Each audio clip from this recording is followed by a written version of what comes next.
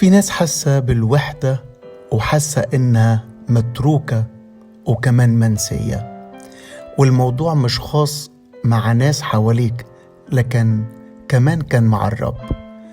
قالت صهيون الكلمات دي: قد تركني الرب وسيدي نسيني. الرب رد عليها وقال لها كلمتين مهمين قوي. أولا قال لها: ولا أنا أنساك، هوذا على كفي نقشتك، أسوارك أمامي دائما.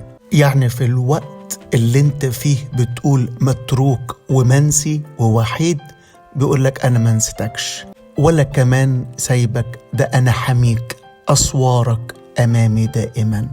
وانت في وقت الخراب وفي وقت الصعب، يقول الكتاب: وأحاط به ولاحظه وصانه كحدقة عينه.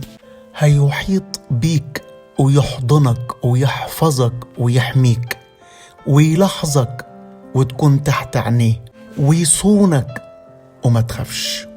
قال كده الرب: اذكر هذه يا يعقوب، لا تنسى مني.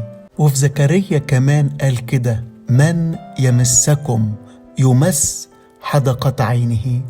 ما تخافش، انت مش لوحدك، ما تخافش، ما نسكش، ما تخافش، محدش يقدر يمسك، ده هو اللي صاينك وعلى كفيه ناقشك ويلاحظك.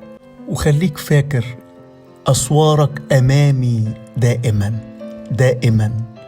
اتذكر الكلمة دي دائما، ما تخافش. الرب يبارككم. القس عاطف رشدي.